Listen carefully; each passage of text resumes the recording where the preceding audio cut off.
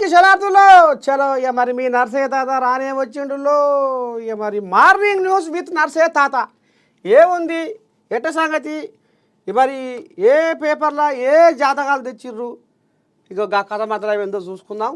చలో ముందుగాల మహాపత్రిక వామో పిసిసి పేపర్ మొత్తం కరాటే ఏదో కర్రె బెల్ట్ కూడా సంపాదించుకుంటాట. అమ్మో పెద్ద మనిషి బాగానే తనలాడుతుండు. Mahesh master black belt.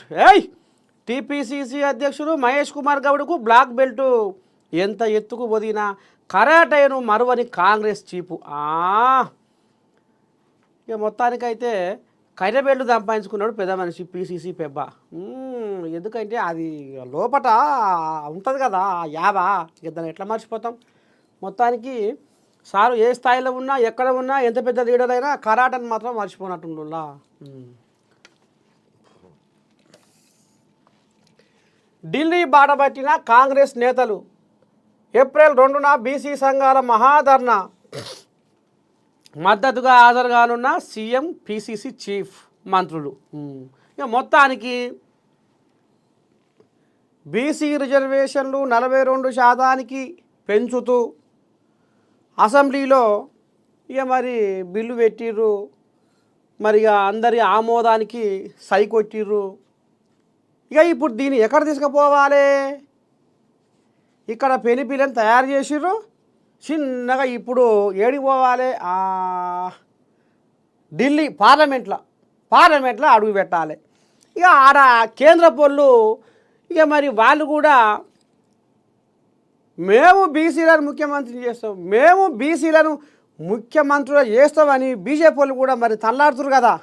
మరి వాళ్లకు నిజంగానే ఈ బీసీ రిజర్వేషన్ బిల్లు, మరి బీసీ రిజర్వేషన్ 42% పెంచాలి అనే వాళ్ళ కడుపుల నెనరుంటే ఖచ్చితంగా మరి చేయాల్సిందే అన్నట్టుగా వీళ్ళు ఇప్పుడు జంతర్ మంతర్ దగ్గర ఇక అందరూ గుమ్మాజాకాయ గుంపు కట్టుకొని ఇక ఇది బీసీ బిల్లు పార్లమెంటులో ఇక మరి ఆమోదింపజేసుకోవాలి, దీనికి మోడీ బీజేపీ వాళ్ళు అందరూ మరి దీనికి సై కొట్టాలి అనేది మరి ఇక ఆంబాయ వెళ్ళబోసుకుంటున్నారు. మొత్తానికి కాంగ్రెస్ పార్టీ లీడర్లు, అన్ని పార్టీల లీడర్లు, అన్ని సంఘాల లీడర్లు ఇక మరి పైన కడుతుర్రాట. మొత్తానికి చూడాలి మరి ఏం జరుగుతుంది, ఏంది ఏం కథ అనేది ముందు చూద్దాం. 400 ఎకరాలు అమ్మడమే సర్కారు లక్ష్యం. అర్ధయాత్రి యంత్రాలు వినియోగిస్తున్నారు.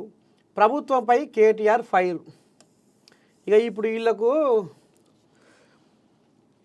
తాడుకు బట్టి లేదు, తగులుకు బట్టి లేదు, గుంజకెందుకమ్మ గుంజులాట అన్నట్టుగా తయారైంది ఇప్పుడు బీఆర్ఎస్ పార్టీ వాళ్ళ వ్యవహారం. మరి ఏంది ఏం కథ ఎట్టా అంటే ఇప్పుడు ఈ కోళ్ళాగలు ఏం చేస్తున్నాయి అంటే యూనివర్సిటీలో కొన్ని కోళ్ళాగలకు బిచ్చం వేసి ఇక ఆ కోళ్ళాగలకు ఉసి కొలిపి ఆ కోళ్ళాగలకు బాగా దారపోసి ఆ కోళ్ళాగలకు పూతపాలు పోసి ఇక ఈ రకంగా చూలేగా అని ఉరకలు పెట్టిస్తుంది ఈ కోళ్ళాగ. మరి ఎట్లా ఏంది ఏం కథ అంటే అది అసలు యూనివర్సిటీ భూములే కావు అవి.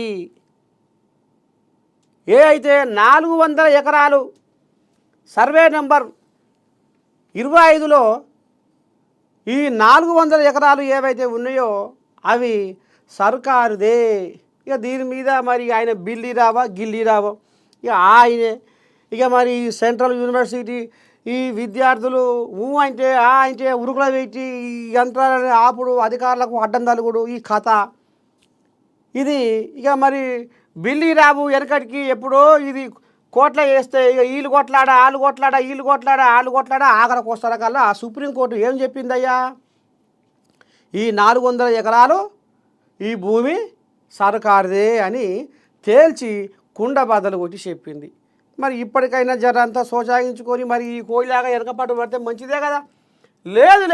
లేదు ఇది ఎంతవరకైనా పురస్తే ఏదైనా పురస్తే మరి. ఎందుకంటే ఈ కోళ్ళ కూడా ఏదో ఒక ముచ్చట ముంగడ పడాలి కదా, అట్లా పడి సర్కారును బదనాం చేయాలి కదా, రేవంతాన్ని బదనాం చేయాలి కదా, రేవంత్ మీద నిందలు మోపాలి కదా.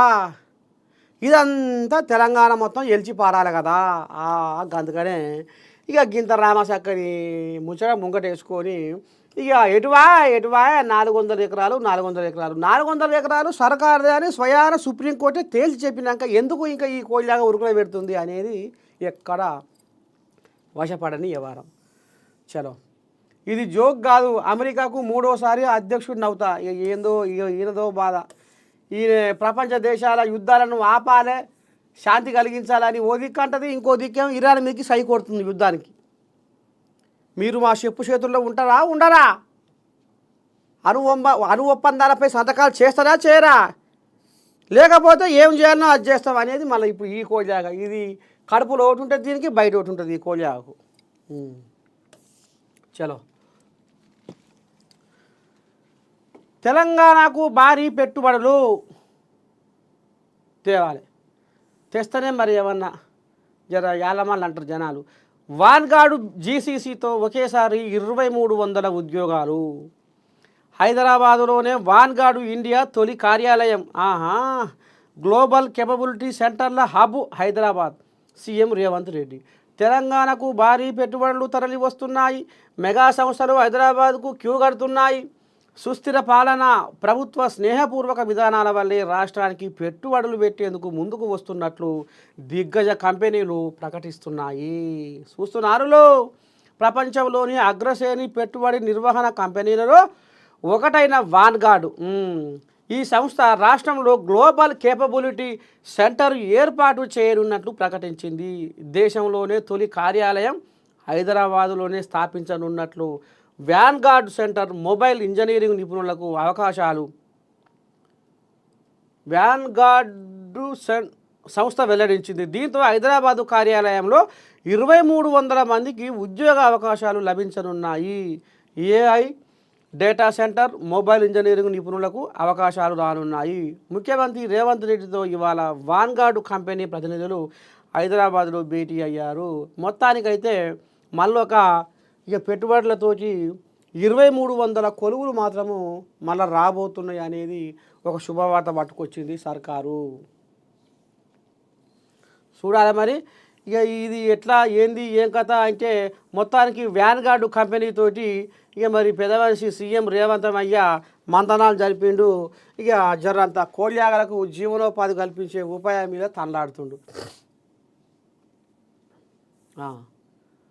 శివజ్యోతిపై సంచలన ఆరోపణలు. 10 కోట్ల స్కామ్ అంటూ ప్రపంచ యాత్రికుడు అన్వేష్ ప్రకటన. సోషల్ మీడియాలో గంట వీడియో. 5 కోట్ల ఇల్లు, BMW కారు, 10 ఎకరాల భూమి అంటూ ఆరోపణలు. ఇక మరి తల్లి నిన్న మొన్నటిదాకా వార్తలు చెప్పింది. తెలంగాణ యాస, తెలంగాణ భాష అని ఇక మరి షెడ్డో పడ్డో తల్లాడింది. ఆఖరికి వస్తున్న కల్లా బిగ్ బాస్ పడ్డది. ఇక బిగ్ బాస్ పడ్డాక మరి ఎట్లా ఏందో ఏం కథ కానీ మొత్తానికి మీరు ఇంటి దగ్గర ఉట్టిగానే కూర్చుంటున్నారా? మీరు డబ్బులు ఎలా సంపాదించాలో మేము చెప్పాలా? మీరు ఎట్లయితే మీరు మీ సంసారాన్ని, మీ బతుకుదెరువు మీద మీరు మీ కాలం మీద నిలబడి బతుకుతారో మేము ఆలోచన, మా ఉపాయం మీకు చెప్పాలా? ఎట్లయితే మీరు మీ సంసారం ఒక కొలిక్కి వస్తుందో మేము చెప్పాలా? ఇగో నేను కూడా ఈ ఆట ఆడినా, ఈ ఆట ఆడితే ఈ ఆటతో పాటు నా బతుకే మారిపోయింది. మా ఇంట్లో ఉన్న గుడ్డి దీపం వెలిగిపోయింది. ఇవాళ నా పేరు ప్రపంచ స్థాయిలో వెలిగిపోతుంది. అందుకే మీరు కూడా ఈ ఆటలో ఆడండి, పెట్టుబడులు పెట్టండి, గెలవండి, కోట్ల రూపాయలు సంపాదించండి అని ఇక గిసవంటి శిల్క పాలకులు వరికిరట బెట్టింగ్ యాప్లలో. ఇప్పటికే మోతం మోగుతుంది. యూట్యూబర్లు, సెలబ్రిటీలు, వీళ్ళు వాళ్ళు గుమ్మాయి జక్కాయ్ ఇక 10ల సంఖ్యలో వీళ్ళు ఇప్పుడు కొంతమంది కోర్టుకు పోయిర్రు, కొంతమంది పోలీస్ స్టేషన్లో మగ్గుతున్నారు, కొంతమంది విచారణ జరుపుతున్నారు, కొంతమంది బయట దేశాల్లో వారిపోయారు. ఇక ఇంట్లో శివజ్యోతి కూడా ఉన్నది అనేది కూడా మరి తెర మీదకి తీసుకొచ్చిర్రు. ఇక ఈ కోళ్యాగా, ఈ అన్వేష్ అనే కోళ్యాగా శివజ్యోతి కూడా 10 కోట్ల స్కామ్ అంటూ ప్రపంచ యాత్రికుడు అన్వేష్ ఈ రకంగా శివజ్యోతి మీద ఆరోపణలు మరి ఇక మొదలుపెట్టిండు, సురువు చేసిండు. ఇది ఎంతవరకు మరి ఏంది ఏం కథ అంటే ఇక దీని మీద మరి ఒక కమిటీ వేసిర్రు. 4 పెద్ద పోలీసులు ఐపీఎస్లతోటి కమిటీ వేసిర్రు. ఇక మరి ఈ కమిటీలా ఆముగ్దారిగా ఆయన పెద్ద మనిషి ఉండేగా రమేష్, ఇక ఆయన పెద్ద మనిషిగా పెట్టిరు ఈ సిట్టు ఏర్పాటు చేసి. ఇక ఇంట్లో రేపటి సంది కాలుకు ముళ్ళు ఇరిగితే సింబర్తో గెలిగించినట్టు ఇక ఈ ఎవరైతే బెట్టింగ్ యాప్లల్లా ఇక మరి ఈ రకంగా చేసి ఎంత సంపాదించరు, సెకండ్కి ఎంత, నిమిషానికి ఎంత, ఏ యాపులు ఏ కథ అనేది మొత్తం పూసగుచ్చినట్టుగా కెలిగించి ఇక దీన్ని ఒక కొరికి తీసుకొస్తారు అనేది మరి చర్చ నడుస్తున్నది. చూడాలి రేపు రేపు ఏమి నడుస్తుంది, ఏంది ఏం కథ అనేది.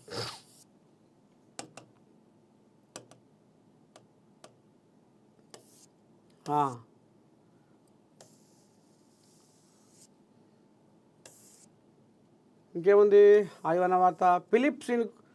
ఫిలిప్పీన్స్కు తెలంగాణ బియ్యం, కాకినాడ పోర్టుకు మంత్రి ఉత్తమ్ కుమార్ రెడ్డి. అమ్మా, తెలంగాణలో పండిన బియ్యాన్ని ఫిలిప్పీన్స్ దేశానికి ఎగుమతి చేస్తున్నారు. అందులో భాగంగా 12,500 టన్నుల బియ్యం తొలి విడత కాకినాడ పోర్టు నుంచి షిప్పులో బయలుదేరుతున్నాయి. సోమవారం సివిల్ సప్లైస్ మంత్రి ఉత్తమ్ కుమార్ రెడ్డి జెండా ఊపి షిప్ను ప్రారంభించారు. MTU 1010 రకం ముడి బియ్యాన్ని ఫిలిప్పీన్స్కి ఎగుమతి చేయడానికి తెలంగాణ సర్కారు ఒప్పందం చేసుకుంది. ఇక సరే, ఇక ఈ కథ ఇట్ట ఉంది. శ్రీరామనవమి శోభాయాత్ర అనుమతికి దరఖాస్తు చేయం. అమ్మో, ఇక ఈ కోజాకు ఎప్పుడు ఇక ఏదో ఒకటి ముంగడేసుకోవాలి. ఆ కోజాగా ఢిల్లీ బడబట్టిన కాంగ్రెస్ నేతలు.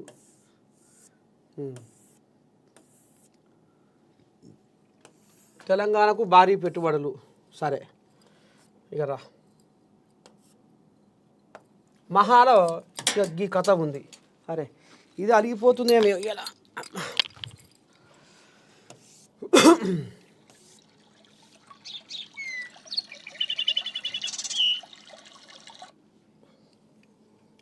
నమస్తే తెలంగాణ. ఇక వీళ్ళు ఏమో తీసుకొచ్చారు చూడు.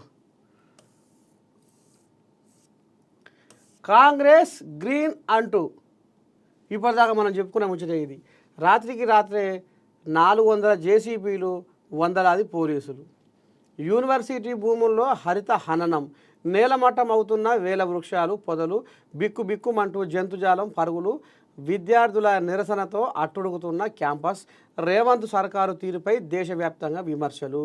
ఇక అదే చెప్తుగా ఎలాగనే తాడుకు బట్టి లేదు, తగులుకు బట్టి లేదు, గుంజకెందుకమ్మ గుంజులాట అన్నట్టు ఇప్పుడు ఈ కోయిలాగా ఎవ్వరికి లేని దుల్దా, ఎవ్వరికి లేని సెగ ఇప్పుడు బీఆర్ఎస్ కోయిలాగలకు వచ్చింది. అట్లా ఇక ఇప్పుడు ఏదో ఒకటి ముంగడేసుకొని ఇక ఇది ముచ్చట పెడితేనే ఇది మొత్తం ఎలిచిపారాలి కదా. ఇది స్వయాన సుప్రీంకోర్టే తీర్పిచ్చే అవి సర్కారు భూములే అని, అవి యూనివర్సిటీ భూములు కావనే మళ్ళీ ఎందుకు ఈ కథ అనేది మరి వీళ్ళకు. విద్యార్థుల దగ్గర మారణాయుధాలు ఉన్నాయట, జీవిత ఖైదు సెక్షన్లు పెట్టి జైలుకు. భూమి సర్కారుదే అయితే అర్ధరాత్రి దుర్మార్గం ఎందుకు? ఇదో కథ ముంగటేస్తున్నారు. సరే, గుడికి వెళ్తే గ్యాంగ్ రేప్, బంధువులతో కలిసి దైవ దర్శనం కోసం వచ్చిన వివాహిత. రాత్రి వేళ బహిర్భూమికి వెళ్ళినప్పుడు 8 మంది లైంగిక దాడి. రాత్రంతా అఘాయిత్యం, వెతుకుతూ వచ్చిన వ్యక్తిపైన దాడి. పోలీసుల అదుపులో 7, పరారీలో ఓ యువకుడు. నాగర్ కర్నూలు జిల్లా ఊర్కొండపేటలో అమానుష ఘటన. బాబా, ఒంటరిగా ఆడపిల్ల వెళ్ళలేని పరిస్థితి, స్వేచ్ఛ లేని ఆడజన్మకు ఎన్నాళ్ళు ఈ దుస్థితి. రోజు రోజుకు దానవత్వము పెరిగిపోతుంది, మదమెక్కి మానవత్వము మర్చిపోతుర్రు. ఇక ఈ రకంగా దైవ దర్శనానికి వచ్చిన పాపము ఒక మహిళ మీద ఇక ఆమె గిట్ల బహిర్భూమికి పోతే ఈ రకంగా కావలి కాసి దుండగులు ఈ రకంగా చేసి గిట్ల చేసి పాడు చేసి ఇంత అన్యాయానికి ఎగబడితే ఇక ఏడవంతుల్లో ధర్మం, న్యాయం, సత్యం పాడైపోను. ఇక ఇలాదేందో కథ. గులాబీ సభ కోసం కూలీ పనికి మా దారి ఖర్చులు మేమే పెట్టుకుంటాం. అమ్మని సామిరంగా ఎంత రామసక్కని గరకైనా ముంగటేసిరో చూడురో. మా దారి ఖర్చులు మేమే పెట్టుకుంటాం. నీళ్ళిచ్చిన కేసీఆర్ సార్కు అండగా నిలుస్తాం. సిద్దిపేటలో మహిళల వినూత్న కార్యక్రమం. లక్ష్మీపూర్లో కూలికి పోయిన నాయకులు. కంకులు ఏరినందుకు 10,000 ఇచ్చిన రైతు. వీళ్ళు నాయకులు ఎంత చెమట పొడుస్తుర్రు. రెక్కలు ముక్కలు చేసుకొని కన్నా కష్టం చేస్తురుగా నాయకులు. ఇక వీళ్ళు ఏమైనా అట్లా తెంపి ఇట్లా అట్లా పోస్తారు. ఇక కూలి పనికి పోయినాం అన్నట్టు. కొండలోన కోనలోన కాడెట్ల దున్నుకుంటూ కండలతో కొండల పిండి చేసి పగలనక రాత్రనక ఎండనక వాననక ఒళ్ళు వంచి చెమట కార్చినా కానీ కడుపు నిండని బతికే ఎవరిది? రైతు అన్నది. మీరు ఆ లెక్కలు చేయరు. మీరు రాజకీయం గీజకీయం అంతా పక్కన పెట్టు. ఇప్పుడు ఎవరైతే ఇలా కనపడుతున్నారో నాయకులు, ఈ నాయకులకు రాజకీయం అవసరం లేదు. ఎండనక వారనక రాత్రనక పగలనక ఒళ్ళు వంచి చెమట కార్చి నిజంగానే మీరు నిత్య జీవితంలో కూడా చెమట కార్చి ఈ రకంగా పని చేసుకోరి. ఇవాళ మేము మీటింగ్కి పోతున్నాం, మా ఖర్చులు మేమే ఎలా తీసుకుంటున్నాం అన్నట్టుగా ఏదో పోడువలకు ఈడియలకు పోజులు ఇచ్చి ఈ రకంగా జనాన్ని నమ్మవాళ్ళకి ఇచ్చి ఇక ఏదో వీళ్ళు ఎంత మంచిగా చేస్తుర్రు, ఎంత నియతికారులు అన్నట్టుగా. ఇక రేపు ఈ మీటింగ్కు ఒక్కొక్కరికి 300, 400 నుంచి 500, 600 వరకు ఒక్కొక్క మహిళకు, ఒక్కొక్క ఆడి మనిషికి, ఒక్కొక్క మగవాయి గానికి ఇచ్చి తీసుకొస్తారు. ఇక వాళ్ళు అంటుంటారు, నీ పాడైపోను, వీళ్ళు 500 అన్నారు, వీళ్ళకి వచ్చి 200 చేతులు పెడుతుర్రు, మరి బువ్వ లేదు బుగ్గి లేదు, ఏదో ప్యాకెట్ తెచ్చురు, ఆ ప్యాకెట్లలో ఏదో నూనె ఉంది, ఆ బువ్వ బిర్యానీ పొట్టవాట అది తింటూ మదం తినబుద్ది కాలే. ఇక గిసబడి కథలు నడుస్తాయో నడవయో చూడుర్రి. వరంగల్లో సభ పెట్టినాడు, ఇసబడి కథ పక్క నడుస్తుంది. మాకు 500 ఇస్తామన్నారు, 150 రూపాయలు 200 రూపాయలు జోలు పెడితే అరే నీ అంజానం పాడైపోను ఆడొక మాట ఈడొక మాట. ఇగో గిట్ట తయారయ్యిండి అయ్యా. ఒక ఆయన ఉన్నాడు మా ఊరు ఆయన రా రా రా అని బుర్ర ఎక్కించుకుంటూ బస్సు ఇక దింపినాక ఏది లేదు ఎక్కర్లేదు, గింత బిర్యానీ పొట్టం ఇచ్చాడు, అది నూనె మదం ఎక్కడ రుచి లేదు పసి లేదు. ఇక 150 రూపాయలు చేతులు పెట్టి పో అంటుర్రు. ఇదేనా తరిగా మర్యాద అని గిసమంటి పలుకులు వెళ్తే మీరు వరంగల్ సభకు పోయినప్పుడు ఈ కథ అవుతుందో కాదో చూడండి. అయితే వీళ్ళు గులాబీ సభ కోసం కూలీ పనికి ఈర నాయకులాట, మహిళా నాయకులు, బీఆర్ఎస్ మహిళా నాయకులు. ఈ తల్లులు ఎప్పుడు ఇదే పని చేయాలి.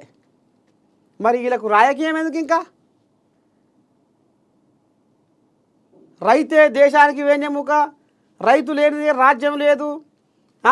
ఇవాళ రైతులను అఘోరించుకుంటా అన్యాయం చేస్తున్నారని ఇప్పుడు మరి శిరక పలుకులు పలుకుతురు కదా బీఆర్ఎస్ నాయకులు. చేయరు, ఈ పని చేయరు, మీరు ఎప్పటికీ ఇదే పని చేయరు.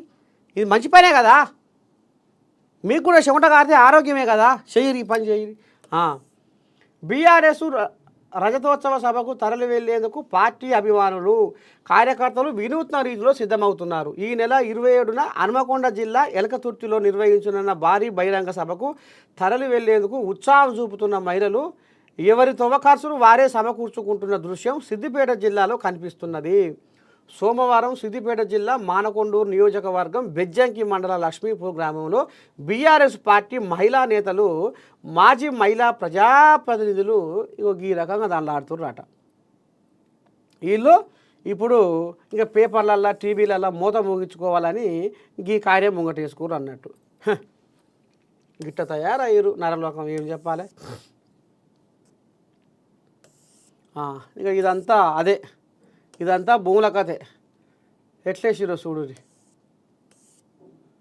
చలో ఇవా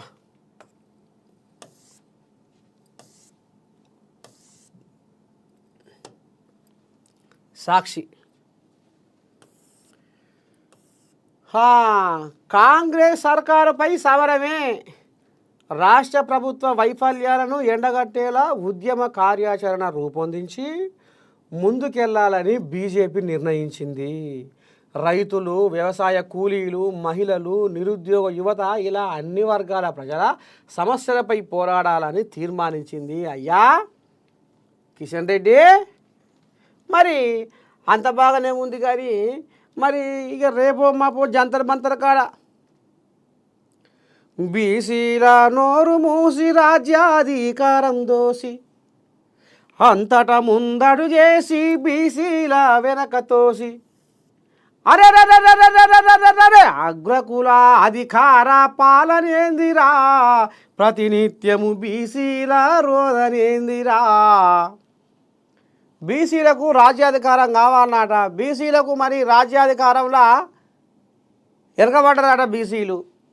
మరి అక్కడక్కడ దేశంలో ఎక్కువ స్థానంలో మరి బీసీలు ఉంటే మరి బీసీలు ఎందుకు అట్టడుగు స్థాయిలో ఉంటున్నారు అని ఇప్పుడు కంకణం కట్టుకొని మరి ఇక రాహుల్ గాంధీ బాగానే దేశ వెలుపున ఈ కులగణన చెయ్యాలి, బీసీలకు న్యాయం జరగాలి, బీసీలకు 42% రిజర్వేషన్లు పెంచాలి అని కథ నడిపించిండు.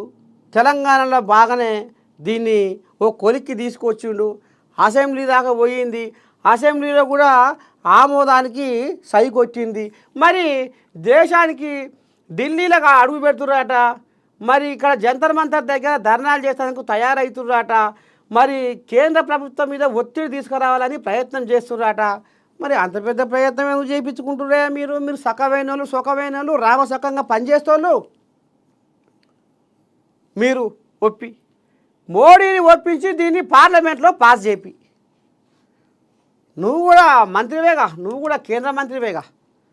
ఓ మంచి పని చేస్తే జనాలు కూడా లక్కున మెచ్చుకుంటారుగా. వాళ్ళ నాలుకల మీద నీ పేరు నాట్యం ఆడుతుందిగా. అమ్మా కిషన్ రెడ్డి మంచి పని చేసిండుగా ఏమో అనుకున్నా కానీ మోడీ సారు మెడల్ వంచిండేషా. మోడీ సారు మెడల్ వంచి బీసీ రిజర్వేషన్ 42% పెంచాలని పట్టుబట్టి ఒప్పించుండు మోడీని అని అనుకుంటారుగా జనాలు. మరి గా పని ఎందుకో చేస్తలేవు, అది లేదు.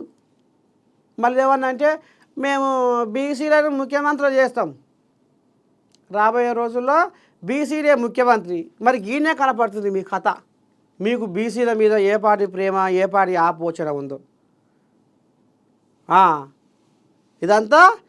ఇక ఇప్పుడు మీరు బీసీ రిజర్వేషన్ కథని ఎందాక తీసుకొస్తారో ఇక ఆ కథ మీదకి వెళ్ళి మీ భాగవతం అంతా బట్టబయలవుతుంది. బీసీల మీద మీది కపట ప్రేమనా లేకపోతే నిజమైన ప్రేమనా అనేది తెలుస్తుంది సారు. తొందర ఎందుకు?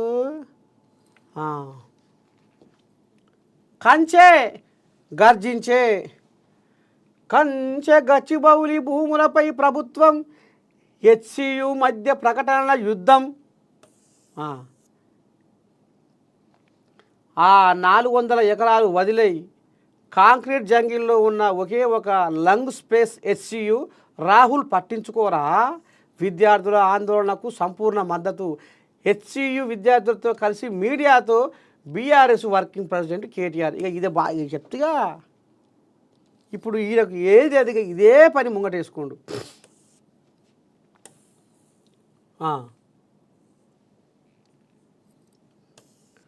సూపర్ స్పెషాలిటీ ఆసుపత్రులుగా టిమ్స్. సనత్ నగర్లో గుండె సంబంధ వ్యాధుల ఆసుపత్రి జూన్లో ప్రారంభం. హల్వాల్లో గ్యాస్ట్రో, ఎల్బీ నగర్లో న్యూరో వైద్య సేవలు. ఆయా టిమ్స్లకు అనుబంధంగా మెడికల్ నర్సింగ్ కాలేజీల ఏర్పాటు. వరంగల్ సూపర్ స్పెషాలిటీ హాస్పిటల్ ప్రారంభం కూడా జూన్లోనే. అవసరమయ్యే డాక్టర్లు సిబ్బంది కోసం సర్కారుకు డిఎంఈ లేఖ. సూపర్ స్పెషాలిటీ అనగానే ఇప్పటి వరకు కార్పొరేట్ ఆసుపత్రులే గుర్తుకొచ్చేవి. గుండె, మూత్రపిండాలు, న్యూరో సంబంధిత సమస్యలు వస్తే ప్రైవేట్ ఆసుపత్రులను ఆశ్రయించేవారు. ఆ కొరత తీర్చేందుకు స్పెషలైజ్డ్ హాస్పిటల్ను ఏర్పాటు చేయాలని రాష్ట్ర ప్రభుత్వం నిర్ణయించింది. Telangana institute of medical sciences పేరుతో నగర శివార్లలో నిర్మిస్తున్న ఆసుపత్రులను స్పెషలైజ్డ్ హాస్పిటల్గా మార్చనున్నారు.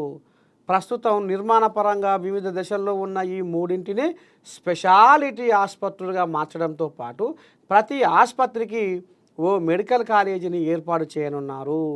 తద్వారా అక్కడ ప్రొఫెసర్లు, డాక్టర్ల కొరత కూడా తీరనుంది. పీజీ స్టూడెంటు డాక్టర్లుగా సేవలు అందించే వీలు కలుగుతుంది.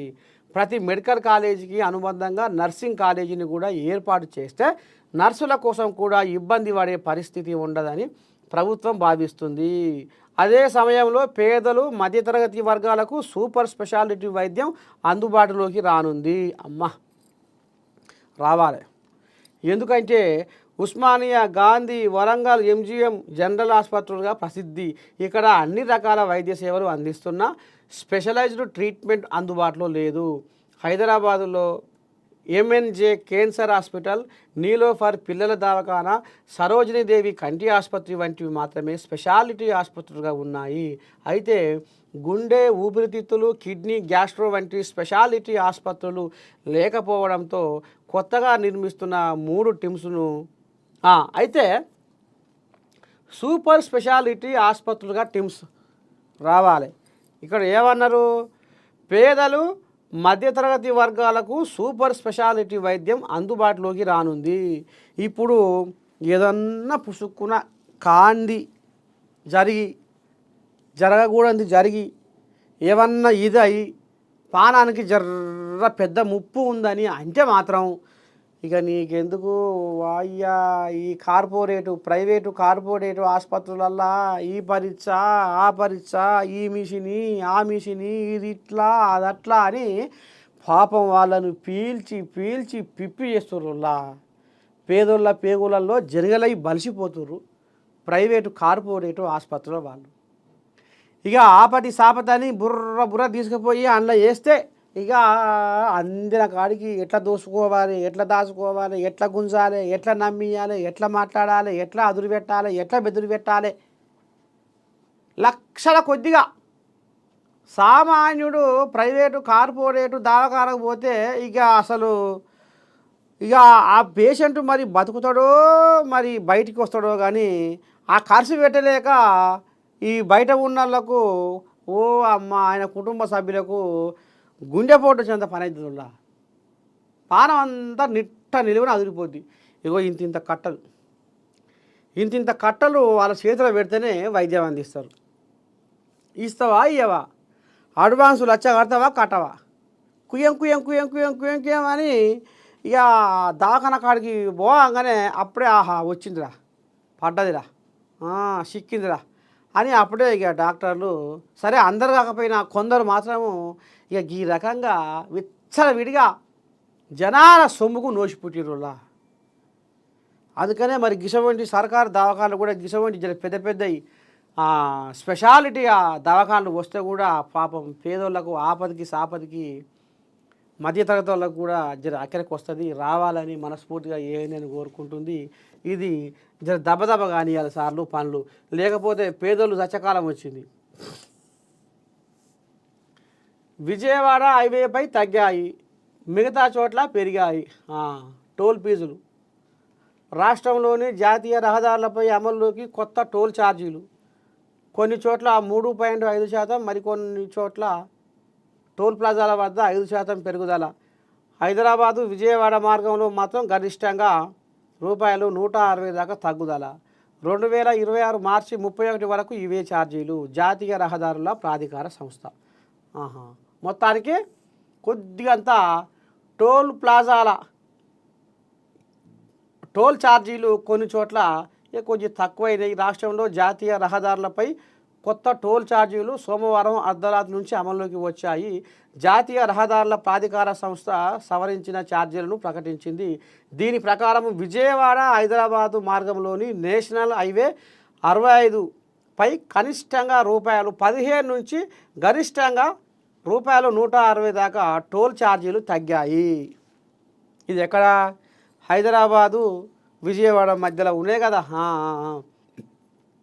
ఇక అదే సమయంలో తెలంగాణ మీదుగా సాగే ఇతర హైవేలపై మాత్రము ఉత్తబుర్ర కాడికే ఉందట కథ. మళ్ళీ ఇక్కడ పెరిగిన రేట్లు ఇక్కడ తగ్గినాయి. ఇక ఔటర్పై పెరిగిన టోల్ ఛార్జీలు ఏటా కొనసాగే పెంపులో భాగమే. ఐఆర్బి గోల్కొండ ఎక్స్ప్రెస్ వే వెల్లడి. ఇక ఆడ తగ్గించారు, ఇక్కడ పెంచారు. సరే,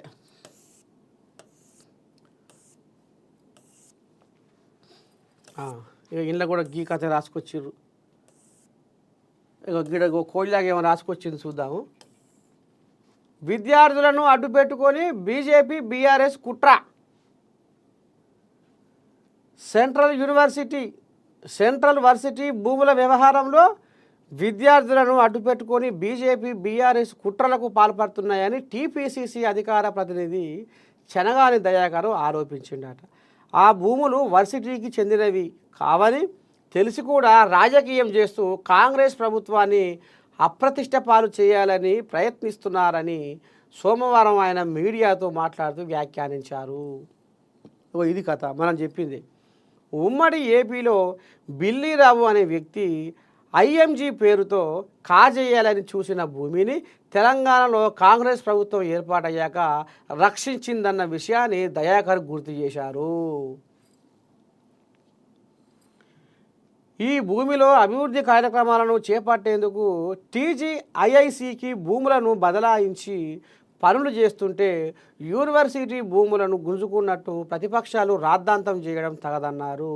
రాజకీయ పార్టీల ఆలోచనల ప్రకారం వెళ్లకుండా అన్ని విషయాలను అర్థం చేసుకునే శక్తి సెంట్రల్ వర్సిటీ విద్యార్థులకు ఉంటుందని దయాకర్ వ్యాఖ్యానించారు.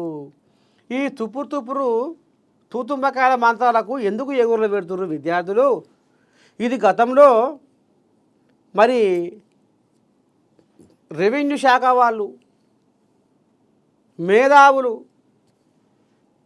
అందరూ కలిసే హద్దులు కూడా నాటిర్రు. ఇది సర్కారు భూమి, ప్రభుత్వ భూమి అని నిర్ధారణ చేసిర్రు. అయినా కూడా ఈ యూనివర్సిటీకి అంటగలుపుతూ ఎందుకు ఈ రాద్ధాంతం చేస్తుర్రు అనేది మాత్రము మరి తెర మీదకి వస్తుంది.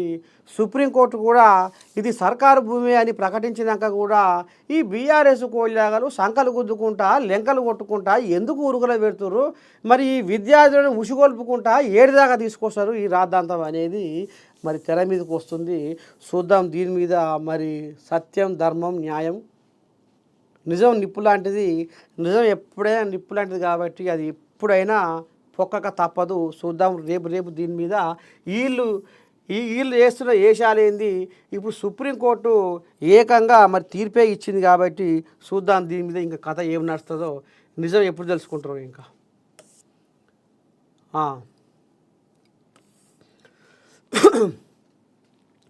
యువ వికాసం దరఖాస్తుకు 14 వరకు ఛాన్స్. పుసుక్కున ఎవరన్నా మర్చిపోయినట్టు ఉంటే నిరుద్యోగ యువత తన కాళ్ళ మీద తాను బతికేటట్టుగా రాజీవ్ యువ వికాసం పేరు మీద రాష్ట్ర ప్రభుత్వము ఈ పథకం కోసము 10,000 కోట్లు ఖర్చు చేయనుందట. ఇగో బట్టి అంటుండు. రాష్ట్ర ప్రభుత్వం ప్రతిష్టాత్మకంగా అమలు చేస్తున్న రాజీవ్ యువ వికాసం పథకం కోసం 10,000 కోట్లు ఖర్చు చేయనున్నట్లు ఉప ముఖ్యమంత్రి మల్లు బట్టి విక్రమార్క వెల్లడించారు. వరుస సెలవుల నేపథ్యంలో యువత కోరిక మేరకు ఈ పథకానికి దరఖాస్తు చేసుకునేందుకు ఈ నెల 14వ తేదీ వరకు గడువు పొడిగించినట్టు చెప్పారు. రాజీవ్ యువ వికాసం పథకం అమలులో అధికార యంత్రాంగం అప్రమత్తంగా ఉండాలని ఆయన ఆదేశించారు. సోమవారం ప్రజాభవన్ నుంచి రాష్ట్ర ప్రభుత్వ ప్రధాన కార్యదర్శి శాంతికుమారితో పాటు సంక్షేమ శాఖల కార్యదర్శులు, కమిషనర్లతో కలిసి ఆయన జిల్లా కలెక్టర్లతో వీడియో కాన్ఫరెన్స్ నిర్వహించారు. ఈ సందర్భంగా బట్టి మాట్లాడుతూ నిరుద్యోగ యువతకు స్వయం ఉపాధి ద్వారా జీవితంలో స్థిరపడే విధంగా ప్రభుత్వం మహోన్నత ఆశయంతో రాజీవ్ యువ వికాసాన్ని అమలు చేస్తుందన్నారు. ఆర్థిక ఇబ్బందులు ఉన్నప్పటికీ ప్రభుత్వం ఈ పథకానికి 10,000 కోట్లు ఖర్చు చేయాలని నిర్ణయించిందని చెప్పారు. సర్కారు సంతక పెట్టిన శాసకాలం లేకపోయినా కిందవాడు మీదవాడు ఎట్టకైనా మేము అనుకున్న మాట నిలబెట్టుకోవాలని, సర్కారు సంతక పెట్టిన శాసకాలం లేకపోయినా పడరాని బాధలు పడుతున్నామని ఇగో 10,000 కోట్లు ఇక మరి రాజీవ్ యువ వికాసానికి మరి ఈ రకంగా నిరుద్యోగులు వాళ్ళ కాళ్ళ మీద వాళ్ళు నిలబడి ఇగో పనిచేయాలని, నిరుద్యోగు సేవ చేసే భాగ్యం ఈ పథకం ద్వారా అధికారులకు కలుగుతుందన్నారు. దశాబ్ద కాలంగా నిరుద్యోగ యువతపై బీఆర్ఎస్ ప్రభుత్వం తీవ్ర నిర్లక్ష్యం వహించిందని విమర్శించారు.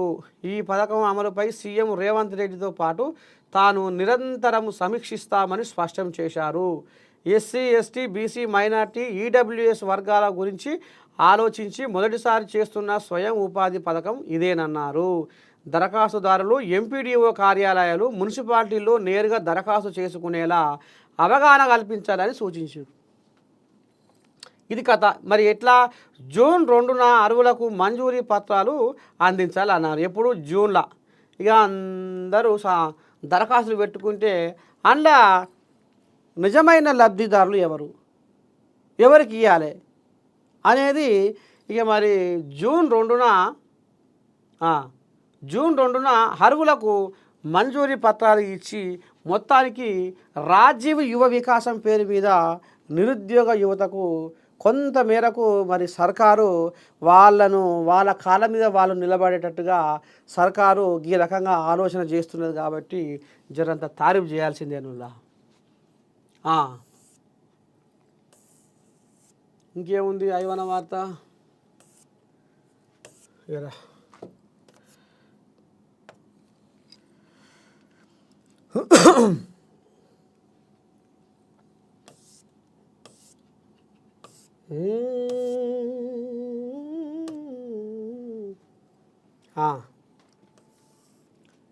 పెద్దల ప్రాణాలకు డిజిటల్ రక్ష, అత్యవసర పరిస్థితుల్లో ఆదుకునే పరికరాలు అందుబాటులోకి. అమ్మ నీ స్వామి రంగు, కథ బాగానే ఉందిగా. విశ్వనాథం భార్య 2 ఏళ్ల క్రితం మరణించింది. పిల్లలు అమెరికాలో ఉంటున్నారు. ఆయన ఒక్కరే అపార్ట్మెంట్లో నివసిస్తున్నారు. పాపం ఒకరోజు ఉన్నట్టుండి బాత్రూంలో జారిపడ్డాడట. మరి ఇక పోరగాళ్ళను చదివించిండు, చక్కనైన విద్య నేర్పించిండు. బయట దేశం సముద్రాలు ఖండాలు దాటగొట్టి బయట దేశంలో ఉంచితే పాపం భార్య చనిపోయిందట, ఒక్కడే ఉండాట, బాత్రూంలో జారిపడ్డాడట. పాపం కాలికి తీవ్ర గాయమైంది, విపరీతమైన నొప్పి పుడుతుంది, దగ్గర ఫోన్ కూడా లేదు. అదృష్టం కొద్దీ మెయిన్ డోర్ లాక్ వేయకపోవడం, అనుకోకుండా ఒక స్నేహితుడు రావడం అదృష్టం. అది బాత్రూంలోంచి వస్తున్న మూలుగును విని సహాయం చేయడంతో ఆపద నుంచి గట్టెక్కాడు. కానీ అలాగే ఉంటే ఏమయ్యేదో. లక్ష్మీ నరసింహం ఇంట్లో ఒంటరిగా ఉన్నారు. కుమారుడు ఆఫీసుకు, కుటుంబ సభ్యులంతా పెళ్లికి వెళ్ళారు. అంతలో ఛాతీలో నొప్పిగా అనిపించింది. గుండెపోటు ఏమోనని అనుమానం వచ్చింది. వెంటనే మెడలో ఉన్న మెడికల్ అలర్ట్ పరికరం మీటను నొక్కాడు. అది ఆఫీసులో ఉన్న కుమారుడికి ఆసుపత్రి కేంద్రానికి ఫోన్ యాప్ ద్వారా నోటిఫికేషన్ పంపింది. మా క్షణాల్లో అంబులెన్స్ వచ్చింది. సత్వరం చికిత్స అందడంతో బతికి బయటపడ్డాడు. ఇగో మిషన్లు అంటే మెడికల్ అలర్ట్ అన్నమాట. నీకు ఏమనిపిస్తుంది, నీ పానం ఏమవుతుంది, ఎట్లా ఏంది ఏం కథ అనేది ఆ మిషన్ చెప్తట్టుంది. మెడికల్ అలర్ట్ పరికరాలు ఆపద సమయాల్లో ఎంతగా సాయం చేస్తాయో చెప్పడానికి ఈ 2 ఉదంతాలు చాలు. ఒంటరిగా నివసించే వృద్ధులు నిరంతరం తమను ఎవరో ఒకరు కనిపెట్టుకోవాల్సిన అవసరం లేకుండా నిశ్చింతగా ఉండడానికి మెడికల్ అలర్ట్ పరికరాలు తోడ్పడతాయి. అత్యవసర సమయాల్లో ఆత్మీయులతో లేదా అత్యవసర చికిత్స చేసే కేంద్రాలతో అనుసంధానం అయ్యేలా చేస్తాయి.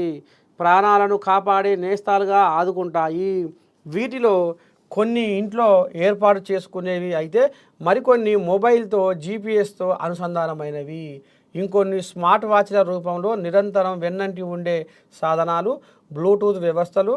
మరి అవి ఎలా పనిచేస్తాయి, ఏ సందర్భాలలో ఎలా స్పందిస్తాయి, అవి మీ అమ్మా నాన్నలను అవ్వాతాతలను ఎలా రక్షిస్తాయి. గిట్లా పెద్దల ప్రాణాలకు డిజిటల్ రక్ష. ఇక మరి కనిపెంచిన పిల్లలు ఇప్పుడు ఉంటుర్రా? అయ్యమ్మ కాడు ఉంటుర్రా?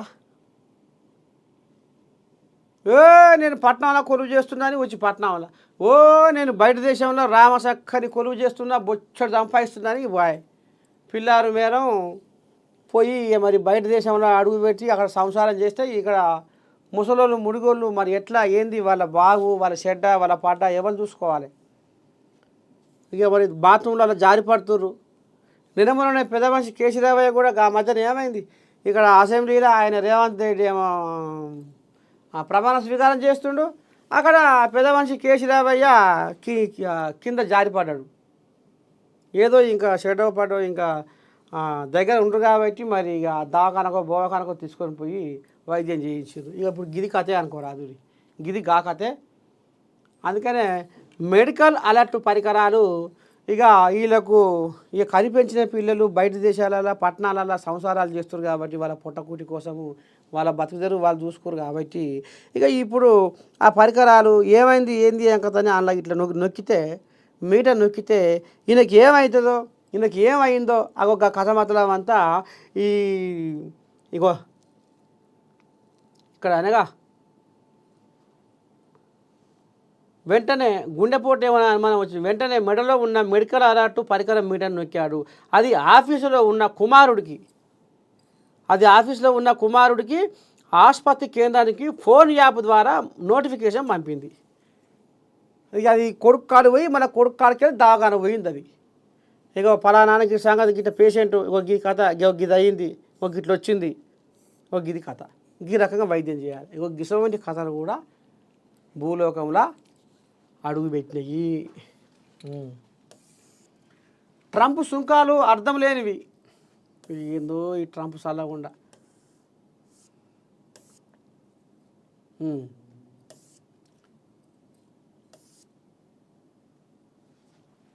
ఇదేంటి ఇది? పత్తి కొనుగోళ్లలో గోల్మాల్. సాగుదారులు 22 లక్షలు, విక్రయించిన వారు 8.85 లక్షలే. అయినా సీసీఐకి చేరిన 82% పంట. అనర్హులకు తాత్కాలిక రిజిస్ట్రేషన్ పత్రాలు. విజిలెన్స్ విచారణకు వ్యవసాయ శాఖ ఆదేశాలు. రాష్ట్రంలోని cotton corporation of India CCI కేంద్రాల్లో జరిగిన పత్తి అమ్మకాల్లో భారీ ఎత్తున అక్రమాలు జరిగాయనే ఫిర్యాదులపై విజిలెన్స్ విభాగంతో సమగ్ర విచారణ జరిపించాలని వ్యవసాయ శాఖ నిర్ణయించింది. కొనుగోళ్లలో అవకతవకలు, సాగుదారులు విక్రయదారుల మధ్య భారీ తేడాలు ఉండటం, తాత్కాలిక రిజిస్ట్రేషన్లలో అక్రమాలను తీవ్రంగా పరిగణించిన ప్రభుత్వం వాస్తవాలను ఆరా తీసేందుకు పూనుకున్నట్టు తెలుస్తుంది. రాష్ట్రంలోని 22 లక్షల మంది రైతులు 44.73 లక్షల ఎకరాల్లో పత్తి వేయగా 25.45 లక్షల టన్నుల మేర దిగుబడి వచ్చింది. పత్తికి మద్దతు ధర లభిస్తున్నందున అత్యధిక శాతము రైతులు సీసీఐకే విక్రయిస్తున్నారు. ఇక గిది పత్తి కొనుగోళ్లలో గోల్మాల్. ఇక మొన్న గాయల ఎటు పోతే మలక్పేట ఉల్లిగడ్డల మార్కెట్ పోయినాం. గా వారం అవుతుంది అంటుంది. ఇక నీ దండం పెట్టి ఆడ ఒక్కొక్క రైతు అంటుండు ఏముంది. ఇక వీళ్ళందరూ ఇక వ్యాపారస్తులు మాత్రం తడిబట్టేసుకొని కూర్చుంటారు. మొత్తం సిండికేట్ చేస్తారు అన్నమాట, అందరు బదులుకొని. ఇక ఆ రైతు పాపము ఈయన కాడికి పోతాడు, ఈయన అదే మాట, ఆయన కాడికి పోతాడు, ఆయన అదే మాట. ఇక ఎవరి కాడికి పోయినా అందరు గుమ్మా జక్కాయి గుంపు కట్టుకొని ఉంటారు. కాబట్టి పాపం రైతులకు మద్దతు ధర లేక, పండించిన పంటకు గిట్టుబాటు లేక పాపం మన ఏ ఊరు వాళ్ళు వనపర్తి నాగర్ కర్నూలుకి వెళ్ళి వచ్చారు కొంతమంది రైతులు. మిర్చి తీసుకొని ఉల్లిగడ్డ తీసుకొని వచ్చారు. ఇక్కడ అంతా గిదే కథ తాత, అందరు బదులుకుంటారు. లోపటానికి అంతా సిండికేట్ అవుతుంది. ఇక మామ జగన్నాథ మా బతుకు ఏముంది, మేము ఆడికెళ్ళి ఇందాక తెస్తే మా కిరాయిలు పోను, మాకు ఉప్పుతోకు మందమే మిగులుతాయి, అంతే. మేము ఇలా సంపాదించుకుంది లేదు, వెనకేసుకుంది లేదు తాత అంటే మధ్య దళారులతోటి ఈ కథ నడుస్తున్నది. దళారులు ఎప్పటికీ రైతన్నల పేగులలో జరిగలై బలిసిపోతుర్రు. వాళ్ళు పాపం ఎండకు వానకు సకల కష్టం పడి పుచ్చడి పికర్తోటి కంటి మీద కొనుక్కు లేకుండా పంట పండిస్తే ఆఖరికి వస్తారు కల్లా మధ్యలో దళారులు వీళ్ళని నాశనం పట్టిస్తున్నారు.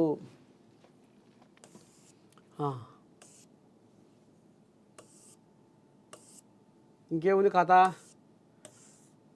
3 నెలలు మండుటెండలే ఇంటూ 4లో ఇక ఈ దినం ఇక అంటారు చూడు, ఆనకాలం ఏమో ఎండాకాలం అవుతుంది, ఎండాకాలం ఏమో ఆనకాలం అవుతుంది అనేది కూడా మనం అప్పుడప్పుడు వింటూనే ఉన్నాం. ఎందుకంటే ఇక మనకు నీళ్లు కావాల్సిన టైంకి ఏమో వానదేవుడు రాడు.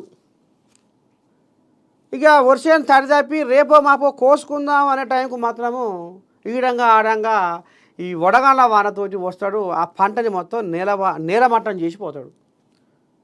అద్దు లేదు పద్దు లేదు. ఇక సరే, ఇక అది ఎప్పుడు రావాలో ఏం చేయాలంటే తీరా పంట వస్తేప్పుడే వస్తాడు. 3 నెలలు మండుటెండలే. కొన్ని రాష్ట్రాల్లో ఎక్కువ రోజులు వడగాలులు, వాటిలో తెలంగాణ కూడా ఐఎండీ చెప్పింది. ప్రస్తుత వేసవిలో ఏప్రిల్ జూన్ మధ్య ఎండలు సాధారణ కంటే ఎక్కువగా ఉంటాయని భారత వాతావరణ విభాగం ఐఎండీ అంచనా వేసింది. మధ్య తూర్పు ప్రాంతాల్లో వాయవ్యాలుగానైతే ఈ 3 నెలల్లో వాయవ్య రాష్ట్రాల్లో ఎక్కువ రోజులు వడగాలు వీస్తాయని హెచ్చరిస్తుంది. ఎక్కువ ప్రాంతాల్లో గరిష్ట ఉష్ణోగ్రతలు సాధారణ స్థాయికి మించి నమోదవుతాయని, కనిష్ట ఉష్ణోగ్రతలు కూడా పలు చోట్ల సాధారణ కంటే ఎక్కువగా ఉంటాయని ఐఎండీ అధిపతి మృత్యుంజయ్ మహాపాత్ర సోమవారం ఆన్లైన్లో విలేకరుల సమావేశంలో తెలిపిండట. రాబోయే 3 నెలల పాటు అనేక ప్రాంతాల్లో సాధారణ కంటే 2 నుంచి 4 రోజులు ఎక్కువగా వడగాలు వీస్తాయి. మామూలుగానైతే ఈ 3 నెలల్లో 4 నుంచి 7 రోజుల వరకు వడగాలు నమోదవుతుంటాయి. ఇగో తెలంగాణ, ఏపీ, కర్ణాటక, రాజస్థాన్, యూపీ, హర్యానా, బీహార్, ఒడిశా, ఛత్తీస్గఢ్, ఇగో ఈ రాష్ట్రాల్లో సాధారణ కంటే ఎక్కువగా వడగాలుల రోజులు కొనసాగే అవకాశం ఉంది. ముఖ్యంగా ఏప్రిల్లో దేశంలో చాలా ప్రాంతాల్లో ఎక్కువ ఉష్ణోగ్రతలు నమోదవుతాయని ఈ రకంగా చెప్పుకొచ్చిర్రట. మళ్ళీ దీంతో పాటే రాష్ట్రానికి వడగళ్ల వాన హెచ్చరికలు. ఈ ఎండలు పాడైపోను, ఈ ఎండలతోటి ఇంట్లోకి వెళ్ళి బయటికి వెళ్ళి ఏలలేదు. వడగాలు ఇక ముఖం అయితే మాత్రం ఇక మన గన్నుడికినట్టు అవుతుంది, కుండలా బువ్వ ఉడికినట్టు ఉడుకుతుంది మన శరీరం. రాష్ట్రంలో రానున్న 3 రోజుల్లో కొన్ని జిల్లాల్లో వడగళ్ల వానలు కురిసే అవకాశం ఉందని వాతావరణ శాఖ హెచ్చరించింది. మంగళ, బుధ, గురువారాల్లో చాలా ప్రాంతాల్లో తేలికపాటి నుంచి మొదలై ఓ మోస్తారు వర్షాలు కురుస్తాయని పేర్కొంది. ఉరుములు మెరుపులతో పాటు గంటకు 50 కిలోమీటర్ల లోపు ఈదురుగాలు వీస్తాయని తెలిపింది. కాగా సోమవారం ఆదిలాబాదులో సాధారణం కన్నా 2.4 డిగ్రీలు పెరిగి 41.3 డిగ్రీల ఉష్ణోగ్రత నమోదైంది. అమ్మన కొడుక, ఇది కథ. ఓ దిక్కు ఎండలు, ఈ ఎండలు పాడైపోను, ఈ ఎండలతోటి బయటికి వెళ్ళే ఏలలేదు. పుసుక్కున వెళ్తే ఏమవుతుందో తెలియదు. అడ్డమైన వడగాలులు, మంటగాలులు, ఈ గాలులకు ఇక మరి ఎంత అగడు ఉంటుందో, శరీరం ఎంత ఈటెక్కుతుందో మన అందరికీ ఎరికే. ఇక దీంతో పాటు పాపం రేపో మాపో ఇక రైతన్నలు పంట పొలాలు కోసుకునే దశ. తీరా మూతికాడికి వచ్చిన పంటను నాశనం చేసేందుకు తయారైంది మళ్ళీ వడగళ్ళ వానలు. అదపై ఇది ఒక 20 రోజుల కింద, నెల కింద వచ్చిన ఎండిపోతున్న పంటలకు కొంత జీవి గంజి పోసినట్టుగా అవు. కానీ ఇప్పుడు రైతన్న పాపము అటు పోరాడి ఇటు పోరాడి పంట చేను కాపాడుకోవాలని కన్న బాధలు పడి ఆఖరికి వస్తారు కల్లా తీరా మూతికాడికి వచ్చి పంటను కోసుకుందాము అనే టైంకు మాత్రము ఇంకో ఈ వడగళ్ళ వానలు, ఇక ఈ వానలు పడి ఆ రాళ్ళు పడి ఆ ఇత్తులు ఆ వరికాంకులు మాత్రం నేలమట్టం అయ్యి భూమికి వరుసుకొని పోతాయి.